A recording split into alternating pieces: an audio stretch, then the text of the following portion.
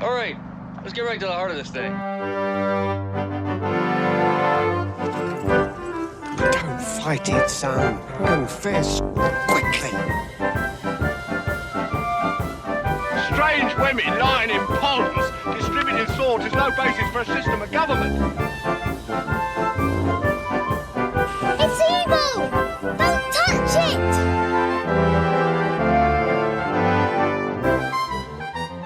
That was only one of the many occasions on which I met my death.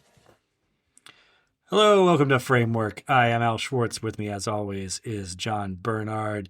John, what are we doing today? Oh, we're entering a world of imagination and wonder, and mystery and excitement, and danger. Well, imagination and wonder, I'll give you. Excitement is we're talking about the Imaginarium of Dr. Parnassus today. Yes. Would this be Terry Gilliam's second most cursed film? That's a tough one, man. That's difficult. I mean, a lot of these are cursed now, you know? Does this, this one has the notoriety of killing Heath Ledger. I mean, now, to be clear, the movie is not responsible. No, I don't think that's even in the popular culture. I think the mythology is that playing the Joker killed Heath Ledger, because that's such a better narrative Yes. because it involves a movie people have actually seen, for starters, in a performance. And it just, that obviously the Joker as a role carries a heft in pop culture that Tony, whatever the fuck his name is, and Dr. Parnassus does not. No. This film, there's nothing about this film that has any sort of cultural identity, which is a little weird considering all the things going on in it and the Heath Ledger thing. But it is a film that also kind of just slides off the brain as you're watching it a little bit. Which is very strange, because would you say this is the most Terry Gilliam movie?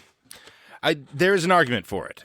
There is certainly the most kind of stabs at thematic ideas kind of loudly communicated, I would say. Like this has the most constructed thought put into it, into what it is.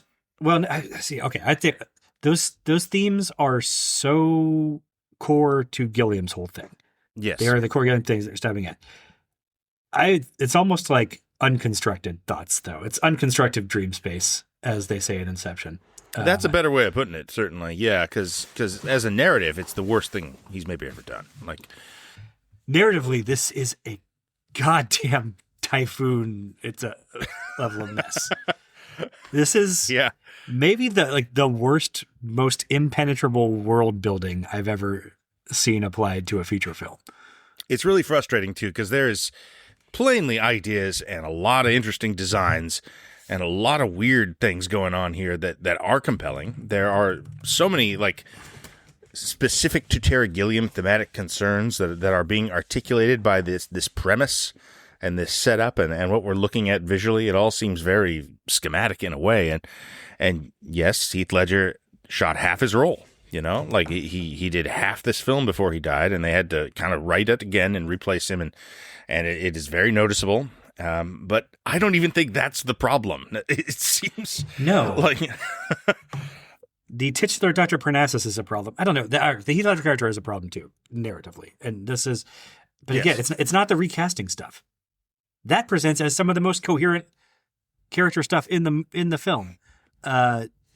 So I don't. Okay, that's my overall. My letterbox review of this. This is just completely incoherent auteur slop. Like it was made by a genius, and kind of you almost want to say it could only be made by a genius, except actually the vibe I get here is, you remember like when LLMs first came around, and one of the things I was freaking out about is like, oh, it can make like a convincing Wes Anderson trailer. Yes. By putting all of his text to it. And like, this feels like if you fed those early machines all of Terry Gilliam's work and said, make me a Terry Gilliam movie, this is exactly what it would spit out. That it would hit on a lot of the major like themes and motifs that show up there, and some of like the camera angles and all that. And then narratively, it would be unable to like keep track of who was like married to who versus whose child, and like 2/3 of the way through, like this character has become somebody completely different, and it's not clear that that's a deliberate, like David Lynch rug pull versus just did it lose track of what it's told us about Dr. Parnassus previously. And some of that I think is built into it to justify the conceit they do with Ledger. Like, oh, you turn into a different person inside the Imaginarium. What, is that because we have to do that? So we're kind of trying to establish it by like, okay, anybody can kind of just become a different actor at any moment. Stuff going on here, and that is so destabilizing. No, but again, it's not any character, like no other character. Well, I guess, okay, they, in the opening, the random rapey drunk that stumbles into the Imaginarium, they change his face in there to establish the conceit when they need to use it for Heath Ledger. But it's not like Andrew Garfield and Lily Cole and Christopher Plummer are shifting their faces around. They aren't. Their baseline. Then you have the Russian mooks who are there to kill Heath Ledger. They don't change actors, but they do change voices when they get in. And they're all of a sudden overdubbed with English, and they're saying, "Why are we talking English now?" It's very like it's not applied with a lot of rigor, I guess. No. And then the third act, then it's kind of all bets are off. Yeah, motivations change, Then you're just like, well, I guess it's different because they're in the Imaginarium. Yeah, and then what if our bet was actually this instead of the other one? And okay. So some of this has to be rewrite. We lost Ledger. Some of it has to be, but I feel like there's problems even if he completes the film here. Like just plain narrative. What the hell is going on? What are these characters doing? Problems, top to bottom. So when we talked about Fear and Loathing in Las Vegas, I was sort of marveling at how that narrative, in air quotes, just kind of throws us in with these two very, very strange, very, very intoxicated people and does not ground us in their characters very well. And yet their voices are so strong, and probably helps that there's only two of them and therefore one relationship between them that matters at all. But for whatever reason, there's an alchemy there that you feel like who those people are pretty early on, even though they're rambling incoherently and lying constantly externally. Having a voiceover narration that's only for us probably helps there too. But man, you could teach screenwriting classes based on this script for here's how to not introduce your characters in a narratively clean way. So Dr. Parnassus has a traveling show that's a Buster Scruggs traveling cart.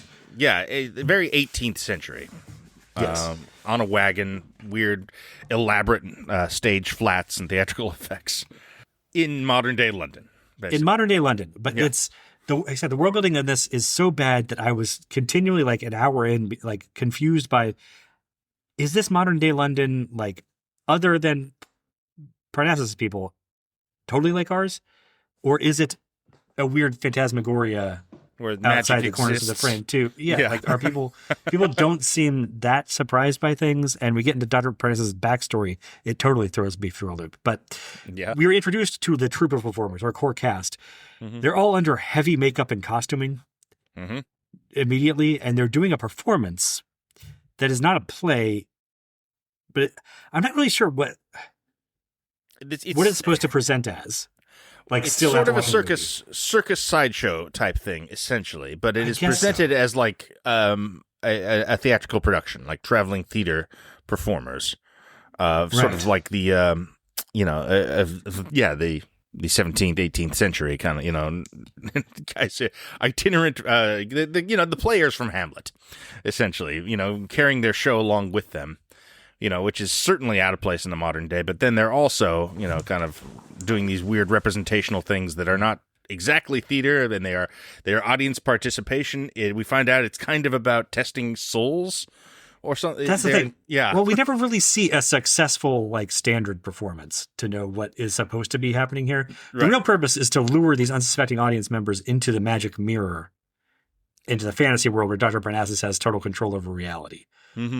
except not total. I guess because the devil, Well, the Christian devil in the form of Tom Waits, Yes. is also in there, and really this is a metaphysical battleground where human souls will be tested by offering them a choice. Yeah, it's kind of like Job, a little bit. Sort of, except really compressed in time. Like, Uh-huh. I mean, Job is specifically trying to wear that guy down over time with like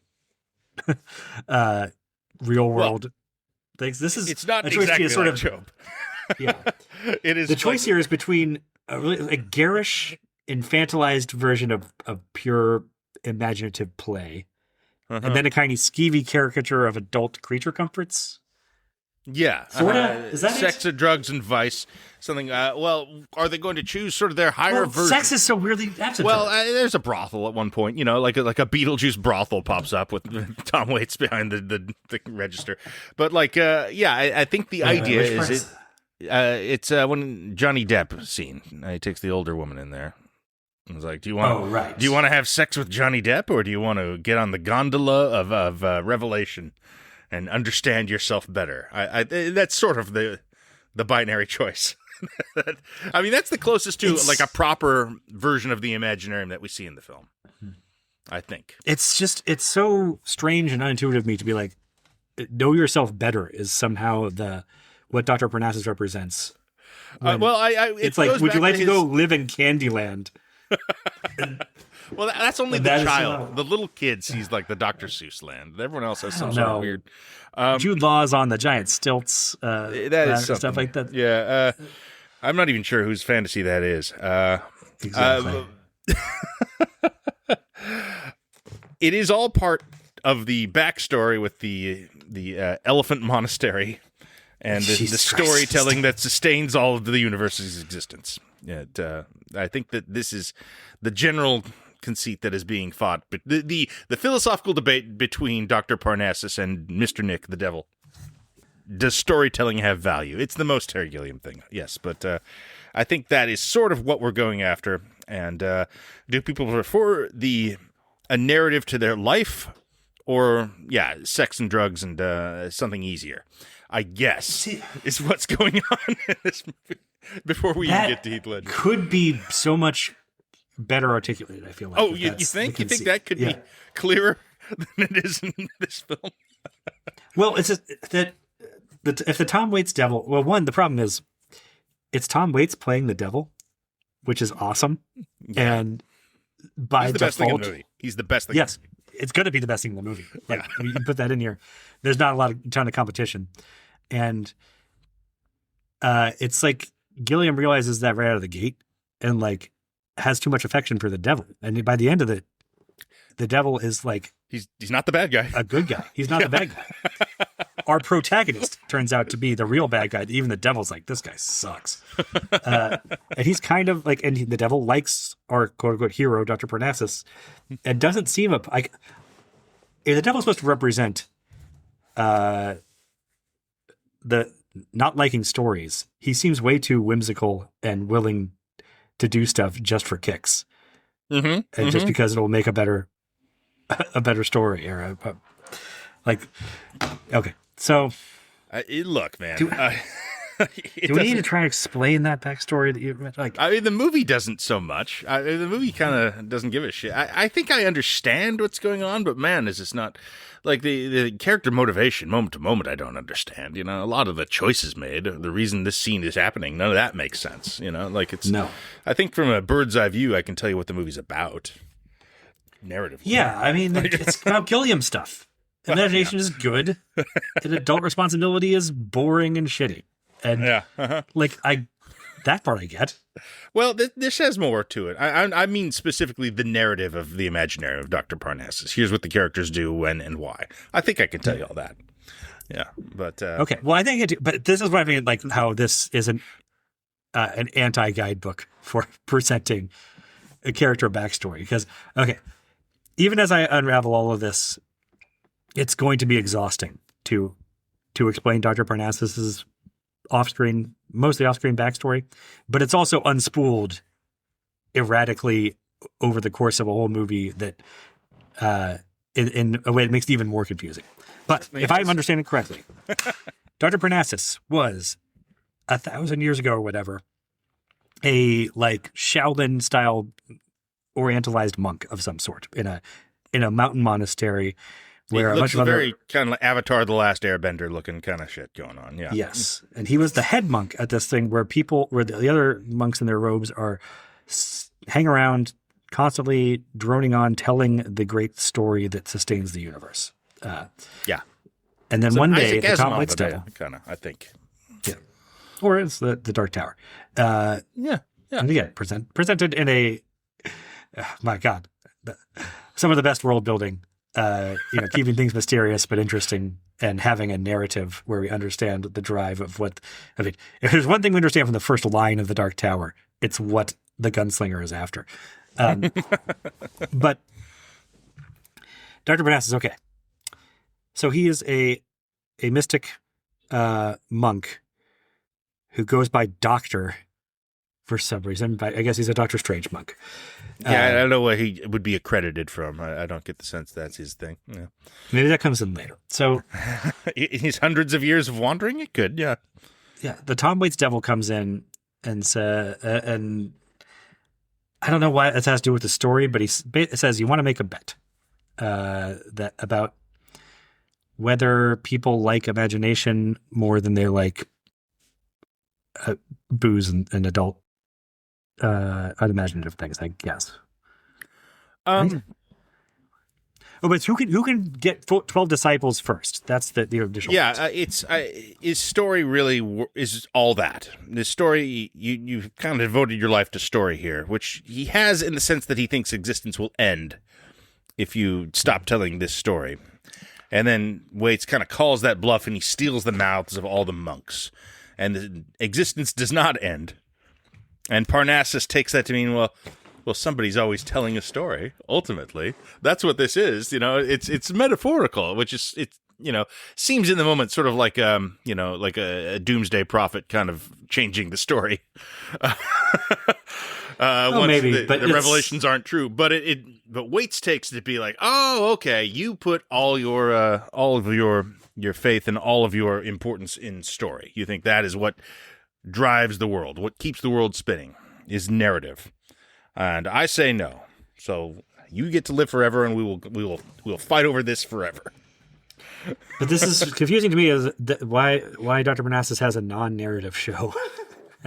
He doesn't actually seem to enjoy story much. Right. That is not his thing. If you were crafting this narrative and you were making a Terry Gilliam story is the most important thing stand-in, there's ways to make it make a lot more sense than Dr. Parnassus. Well, but this is after he's already tried and failed to make the Don Quixote movie. So yes, there is an element to it where he is kind of a broken down old man who can never finish his stories. That's one of the things that his daughter complains about. This is the most I'm a broken old man movie imaginable, and I am specifically Terry Gilliam, the broken old man, is what this movie is screaming the whole way through. Into the Heath Ledger role, I think that role is like, here's all the people who fucked with me along the way. That's another thing about this movie. It is one of the most personal metaphors I think I can think of, certainly in his career. And pretty loud among any career, really, and it's still really confused. Yeah, it's so confused. Okay, because as I understand the first bet, it is let's go out and see, like, first to 12, who can collect 12 souls on my side or your side and collect your disciples.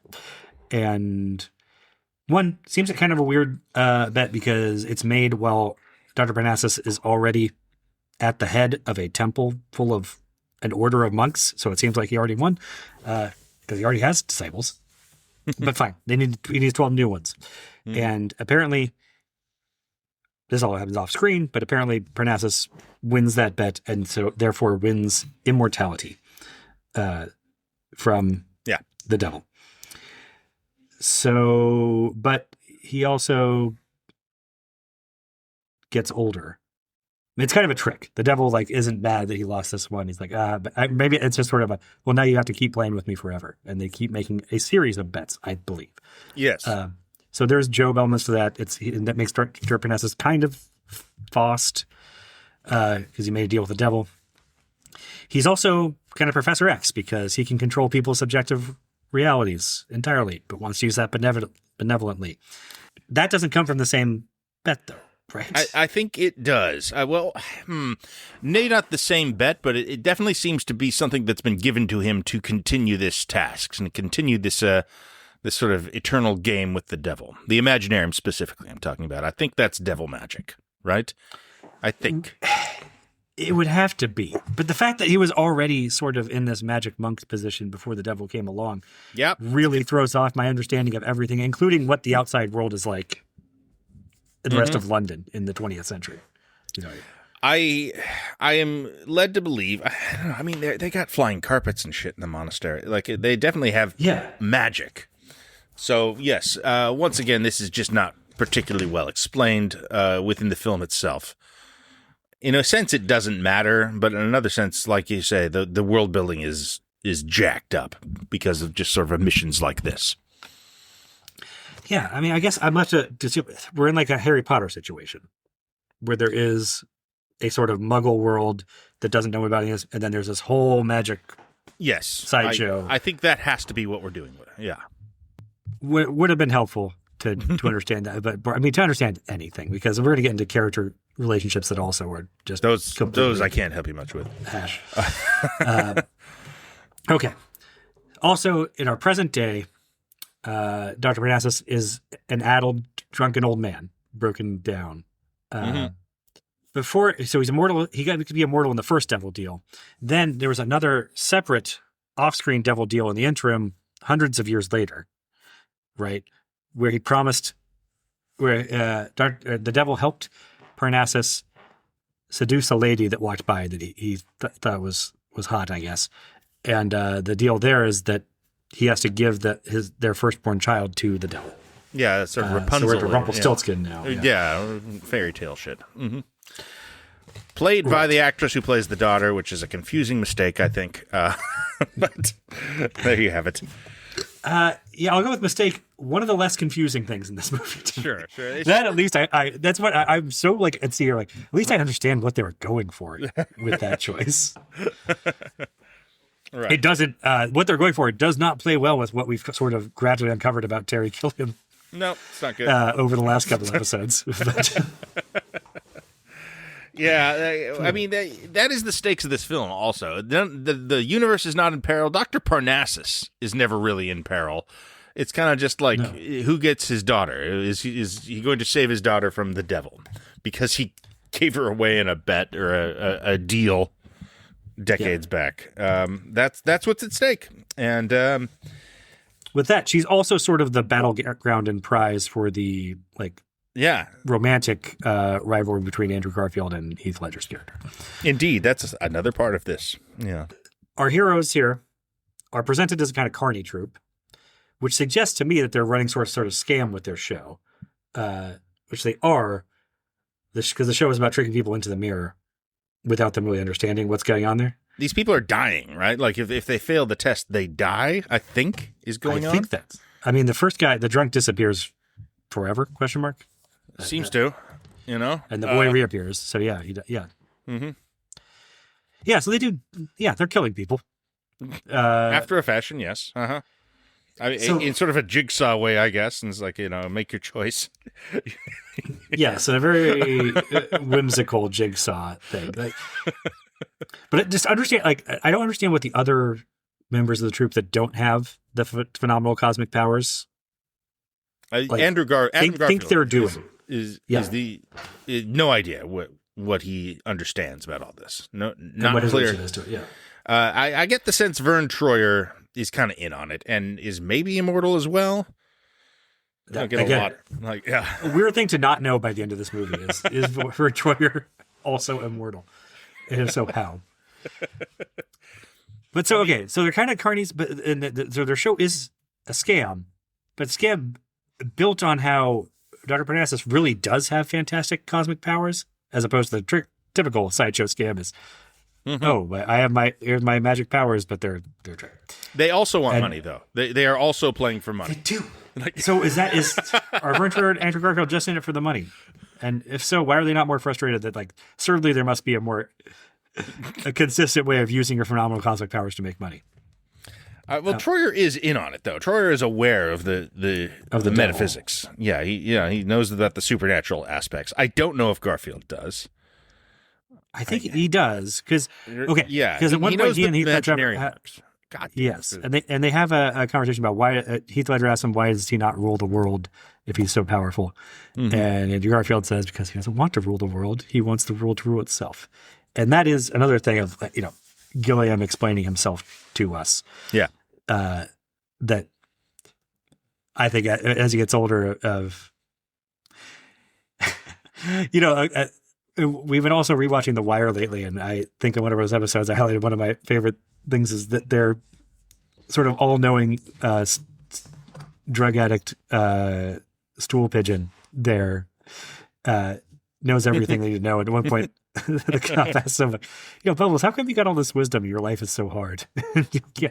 And I think Gilliam has to ask himself something similar to that at some point. If I'm such a genius, how come I'm 50 years into a career and everything is still so goddamn hard on me all the time? Like, if stories really do rule all in the final balance, how have I not conquered the studio system by this point? Well, the studio system is some of the worst evil known to man. Manipulative con artists and assholes, as represented by Tony. Romanticizes con artistry. Yeah, boy, I don't know, man. The money man, he has specific people he hates, I guess. Oh yes. So there's people to blame for these issues. Seems to be most of the time. And yeah, the worst luck imaginable. It's always been his rep. I mean, it does seem like he kind of makes his own luck in a lot of these cases. I know we'll talk a little bit about the Quixote thing when we talk about that film, but that's a confluence of many bad things, as is this. And Heath Ledger dying is not him making his own bad luck there in any way. But okay, so the confusing here is none of the other people in the troupe have magic themselves. And not as such, no. It's not clear even by the end of the movie if they joined up as true believer acolytes for the religious mission of awakening souls to the wonders of imagination. They don't seem to care much It's about not a big souls. Troop. It's 4 people, Yes. So it's not, So you should be able to define them in their relationships. We should know what's up with 4 people, yes. Yeah. Are they just trying to make a living? We have a clear sense of the troop in Munchausen. Which is very scattershot, and there's 2 alternate versions of, and I think it's easier to define what's going on with them. Yeah, even here, no. I mean, they know Mr. Nick. Well, Vern Troyer knows Mr. Nick. The others don't. I don't think. No, but they know the Imaginarium. Doesn't. His daughter doesn't know him, right? Because she has to be told about him, or at least yes. Yeah. Now she doesn't know about him at all. Okay. Yes, he has to be told about him 2/3 of the way movie to manufacture some kind of crisis point for the relationships that supposedly matter to this movie. Right. But God, okay, we're, I don't know, half an hour into this, we haven't even talked about the Heath Ledger character. Right. Who's Tony. Having his face shifting to different scenes, that's fine to how impenetrable I find his introduction. They find him hanging by the neck under a bridge at night. And he has these weird, mysterious occult markings scrawled on his face in blood. I guess. Maybe, I don't know. Sure. It's not very convincing blood, but okay. But he's alive. He survived being hung because he has a magic kazoo in his neck that allows him to breathe while being hung in a noose. The movie treats this like this is just a thing you can do, and I'm just I'm not gonna. I don't know how to swallow a flute to lodge in my trachea to prevent me from being hung. This isn't a thing. I don't believe. I mean, maybe it is a sort of maybe Ricky Jay could tell me how to tale do it, thing. Yeah, but treating us like we know that, and so if this is not supposed to be a magical kazoo that only works in this way because it's blessed by magic, that's a wild thing to assume that I understand the workings of and how that's supposed to. Otherwise, it presents as magic, which is totally confusing because his character represents the non-magical world. Yeah, and he has his own weird magic trick going on. And he wakes up. He's unconscious when they take him down. They put him into the cart, and he wakes up. He has amnesia. except he's faking amnesia. Because we eventually realize he's a disgraced philanthropist who either attempted suicide or was hung by Russian. He must have been hung by the Russian gangsters. He was hung by the gangsters. Yes. Yeah. Okay. Stole money from them, one presumes, something like that. I mean, it involves the stealing from orphans as well. Like he's stealing organs from orphans. It's really cartoonishly evil. Exactly. Reveal at the end. But it's just so weird that he seems to represent the troupe being confronted with modernity and some sort of like that, the studio system in the allegory or whatever. That he's going to corrupt their pure imagination with his sort of you got to put some flash on instincts. You gotta make this more appealing. But he has a magic flute and does not seem put off by the reveal of the cosmic magic powers whatsoever. And is correct in his assessment that they need to increase their appeal. Just to achieve their own goals of collecting souls for the devil, they need to be more commercial. Right. But it's just again, the character is presented as amnesia, which is confusing thing to put into a world that I already don't understand the contours of what type of world he is coming from, what the Muggle world is. Also, why is he hanging out with them? Yeah. Why does he not leave after his first scene awake? What is... I guess he's pretending to be amnesiac. He wants to... He thinks it'd be a good place to hide out because they're sort of off the grid, I guess. Okay. That's... I don't know that that's ever really stated in a way that makes sense, but that's the only dots I can connect. I guess he sees opportunity in the magic, perhaps? I guess. Is he ever really trying to to make money? I guess, or to steal Parnassus's power, or use it to do more than make a handful of crumpled pound notes off people. No, and he seems to be better at what they're trying to do than they are, as well. Right. Because he's a salesman. Yeah, sort of. I mean, but he gets better results too. Is the thing. He's actually finds the audience that is their audience that is going to make the correct choices for the right reasons and successfully does that with them. Yeah, the depiction of the audience that when he does finally get a couple of souls of random ladies, one of them which I believe is Brienne of Tarth in her first screen role.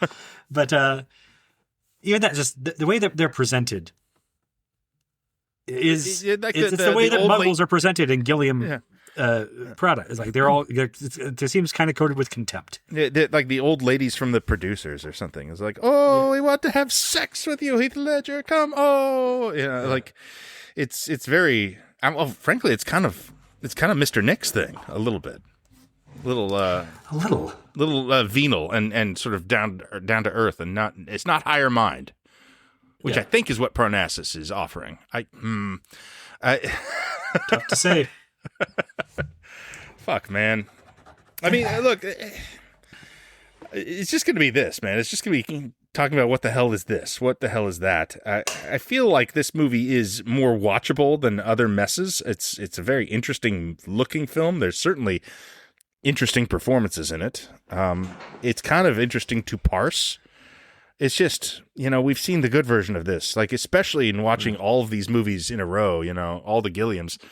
He's achieved what he's after here many times before in so much better fashion. The failure of this it's galling. It's really irritating, because because he can do it. Watching it in this project I can't have done any favors because, on the one hand, like you say, we've seen the good version, the early part of his career, or the coherent version, and then in the more recent parts, just coming off of the 1-2 punch of Brothers Grimm and Tideland, I had no patience for. I can think, Gilliam shit at this point. when he's not knocking it out of the park, I was just like, God damn it, this is rough. This is I can see what throughout this project, I've seen people talking about how they find him to be kind of difficult and at arm's length. and it can't fully get into the I love this project kind of thing. And I was just like, well, I fully love these movies, so I don't quite follow with that. I get it now. This is the feeling, and I imagine in watching this movie, if you can't get with Munchausen and Brazil and Time Bandits, something like this is even more off-putting and frustrating.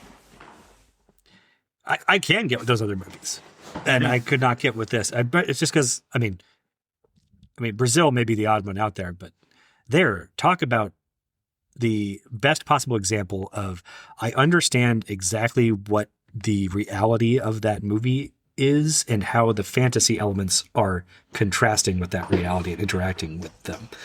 And in Time Bandits and Munchausen, the baseline reality is a little weirder, probably. Oh yeah. More heightened. I mean, it's heightened in Brazil in just a different, more dystopian way. But still, when the fantasy elements are clashing with the reality, I get it, and there is sort of artistic friction there. And this, the baseline reality, is so impossible to grasp. And then the character relationships are so poorly established and incomprehensible that when the pure imagination stuff intrudes, it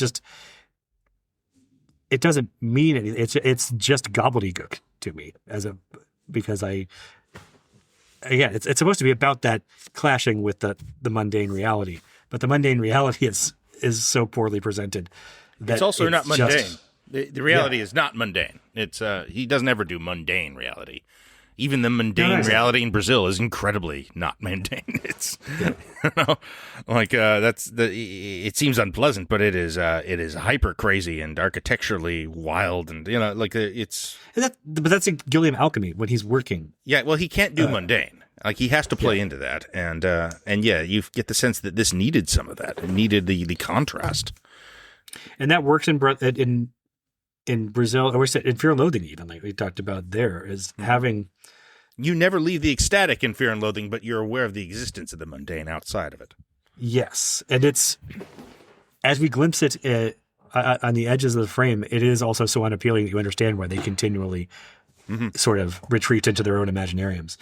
And then when you get to Brothers Grimm, that is where I think the wheels come off of this contrast, because it should be about con men who were pretending at the fantastic while really just having a better understanding of the mundane realities than their marks, and then having them confronted with real magic and fantasy and being shocked by that. But that one is just so poorly constructed too that does not come through, even though it seems like what the movie is, the movie that's being set up, and then it does something kind of different in the back half to no real effect. It's so frustrating to me because, as we've talked about this, plot's never really been his thing. Story is different than plot, but there's closeness to him. But even still, he can do good storytelling incredibly well, even without plot, and has done that over and over again, and made these things clear in sort of an innate way. Like 12 Monkeys is such a well constructed story. How that is told is really quite ingenious, and it's not just the screenplay. It is a really well put together film in that way, and it just it all flies away. It just departs him. I guess during the broken Don Quixote film. I mean, if we have to point at a moment when it happens, but it's crazy because something like Monty Python and the Holy Grail, which is an episodic. It's sketch based. It even still has a way clearer narrative, way clearer reality, just clearer story stakes than this. And the contrasts there between the Arthurian pomp and circumstance and the, it's only a model asides. Mm-hmm. Again, that is coherent to me in a way. It's a word I keep using here. And maybe that's not exactly what you want an Imaginarium to be. Is coherence is not the number one goal here. But sure, it is still so important. I get The Fisher King, another one that contrasts. You understand sort of the real world there and how the fantasy is interacting with it, and it is about the battle between those two things. Parnassus is about that battle, Mm-hmm. And it just the battlefield is so poorly presented that ultimately it lands with no effect on me. The character of Dr. Parnassus is not interesting, not compelling. No. We don't get a sense of him. I mean, we get a sense that he's sort of a Terry Gilliam mouthpiece, but like, what does he stand for or believe in? Never clear. Never, he's. I mean, we're kind of from inference being like, the universal power of storytelling, but that doesn't seem important to him at all. He just seems broken down by the task of all this. Not in the present tense of the story at all. Yeah. Yeah. Or even like, it's. So that leaves us with the rest of the characters, Heath Ledger is, I guess, the main character of this, I suppose. It's hard to kind of, and that's like, if there's a twist to this movie, it's that he is ultimately such a pure villain. Mm-hmm. When for an hour in this movie, it really feels like he is the protagonist. And he is so compelling as an actor. And, and obviously you're watching this aware that he died halfway through it. You kind of want to be like, you want to be drawn in by him. And that narratively is what is supposed to be happening. And when he puts on the commedia mask and is performing on stage, he is the most interesting person in the film. He's certainly more interesting on stage than Garfield and Lily Cole and anyone and Christopher Plummer, whose entire bit in the show appears to be just silently sitting there with his eyes closed, usually drunk. Like some pancake makeup yeah. on. Yeah. And so there's an appeal to him as the protagonist that... well, we never get into his skin or understand him at all either, though. I mean, we don't understand. He's the one who has goals, but we are never privy to them. Right. Uh-huh. But he is moving towards them in a way that is just confusing and not really intriguing. And I do wonder what the original movie was supposed to be. Like, Gilliam hates this character. He basically wrote the thing for him to be the bad guy, it would appear. I wonder if he makes more sense, with the scenes that they didn't get to shoot. Because, he hates his character, but I don't understand why. Because the things that are hateable about him are the embellishments you put on to make sure the audience knows to hate him. Like he was stealing organs from third world orphans. Mm-hmm. Like that's not why Gilliam hates him. No. He hates him because of what he's supposed to represent, but he doesn't represent it clearly enough for me to understand it. Right. Yeah. Uh-huh. I think he represents Hollywood people who he hates. I think there's probably some... Yeah, but we're kind of projecting that based on the rest of his career. Well, yes, but I mean, I think this is the most, didactic of the metaphorical thematic life of a Terry Gilliam film. Like it feels... Sure. You're right, though. Well, I mean, it's there in the sense that he's there to kind of give them a zhuzh up and make them more appealing commercially. Yeah. Which seems like anathema, it seems like, well, these guys aren't about that is a betrayal of their hard-scrabble, low-income theatrical roots or whatever. And based on Gilliam's biography, shouldn't those efforts to zhuzh it up fail? Shouldn't they be futile too? Or is he just like, well, no, I guess 12 Monkeys did worse for me. Right. I guess my big commercial successes were big commercial successes. But I don't know. This is the strangled part of that, it doesn't make sense, actually. Like, what is bad about Tony? Well, it's the, explicitly evil stuff they throw on him. But beyond that, I mean, and that's the thing. Like, I don't see child organ harvester in Ledger's performance. So I'm a little curious. Not at all. Like, if that is an add-on so the movie makes sense with him as the bad guy, ultimately. Yeah. Because frankly, I think he's the better romantic partner with Lily Cole. Like, not just chemistry-wise, but like if you remove the, he's a ridiculous criminal aspect. He certainly seems to be more invested in her as a person, and kind of a better match than the sort of weird nice guy stuff that Garfield is doing. Yeah, it's also hard to say. I mean, ultimately, the deck is stacked so much with the child organ harvesting stuff that's like, okay, obviously, he's a worse one. But right. She seems totally interested in Garfield. Garfield's a very sympathetic presence usually, but the Anton character, it's so unclear what he knows and what and therefore what he wants. I mean, other than they totally tell us he wants her. He's in love with her. That's the only thing. The only character relationship that's clear in all of this movie. Her feelings towards him are completely opaque to me until the very end, I guess. I seems to think of him as a brother very distinctly, you know. But I don't know. Like, she doesn't have a lot of. She's not great in this movie, gotta say. This just seems like. I mean, I'd never seen her in another thing. She has a very interesting face, but she's a model. Yeah, right. She's been in a few Europe, other things. I'm sure. Yeah, but you know, not much connection to anyone on screen here. Now, Garfield, of course, we know at this point is a great actor, and this was his breakout role. This was kind of the first thing he did. I think Anton as a character is terrible. Like, like there's nothing much to like about this guy, and nothing to grab onto. Garfield probably gives the best performance in the movie. Oh, Tom Waits gives the best performance. Oh yeah, sure. Sorry, sorry. I forgot. I just placed him in a different movie altogether. But that's because Mr. Nick is the only like successful character. I think so. None of these characters work on the page. Right. They don't have consistent motivations or desires or Troyer's relationships. Fine. Hey, you know what? It's probably the best Vern Troyer. Nope, it's not actually. It's a less successful character than Mini-Me. Yeah. I gotta say, sorry. Like, he gets to flex some dramatic muscles, and that's kind of fun. But yeah, you know, the character doesn't really work or anything.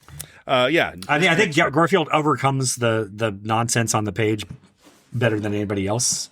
I think Ledger probably. You know, he's operating as a movie star here. Yeah, but just ultimately that character makes no again. Introduction makes no sense. Resolution makes no sense. In the middle seems to be doing things that are completely unrelated to either of those things. That's true. And also don't even function allegorically the way I think they're supposed to. Right. Anyhow, okay. So that's the Imaginarium of Dr. Parnassus. Pretty much, right? I don't know. Is there anything else? Like anything? Not really. I mean, the ending's a mess too. You know, I do like the imagery in this. I think the computer effects work actually.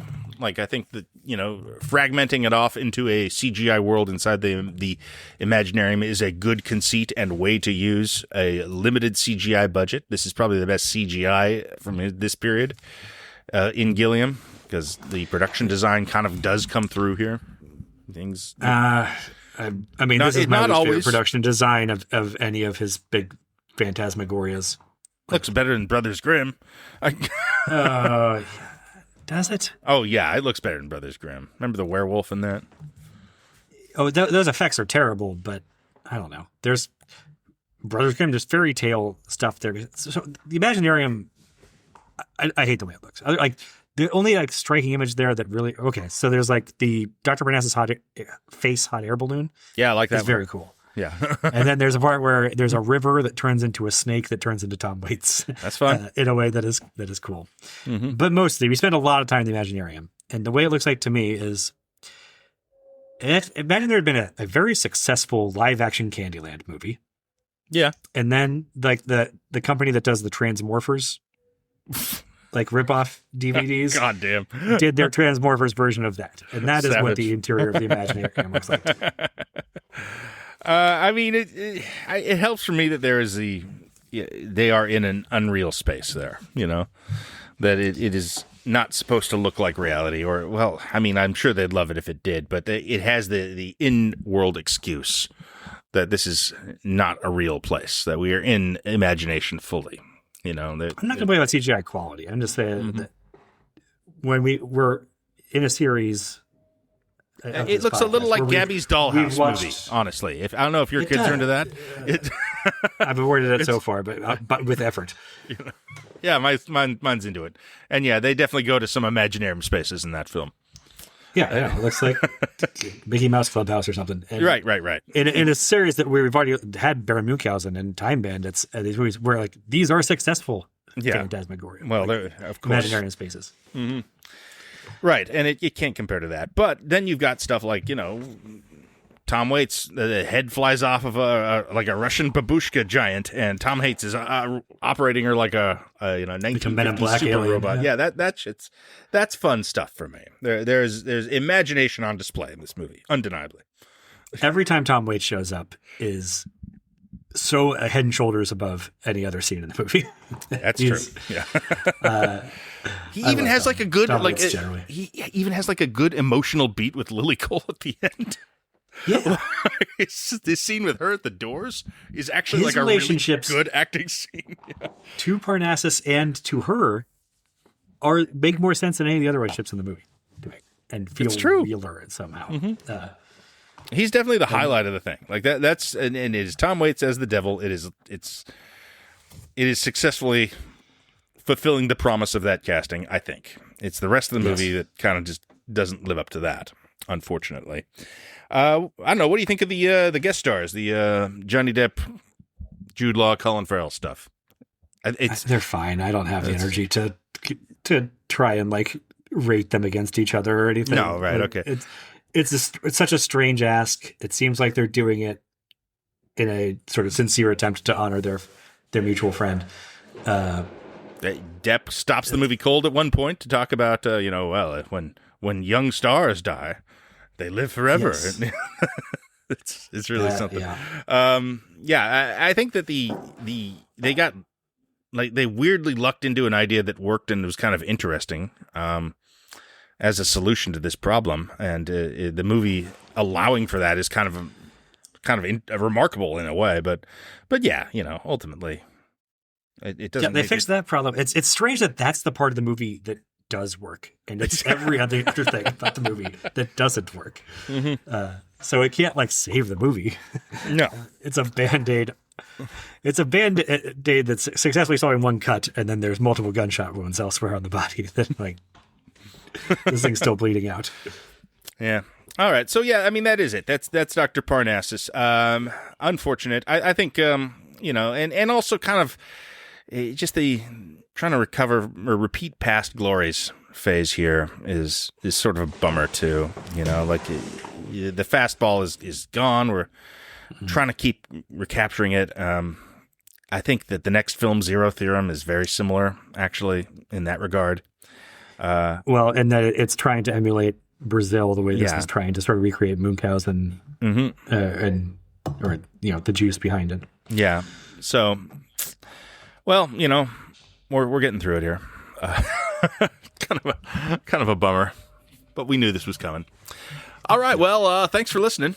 We'll be back with the Zero Theorem fairly soon, and then wrapping this up with the Quixote film, and I think that might be it for Mr. Terry Gilliam, if I'm reading the tea leaves correctly. Yeah, I think so. It'll be a shame. We'll get to do our final wrap up stuff and maybe get to eulogize the highlights again before we wrap up. But we got. I don't know. I didn't hate. I don't remember anything about Zero Theorem, but I know that I didn't walk out of the theater going that stunk. I think I was like, yeah, that was okay. So. I think it's just sort of small and not what the old films were. I don't remember it much at all. So we'll see what that one is. Strange women lying in ponds. In a week or two. Thanks again. It's evil! Don't touch it!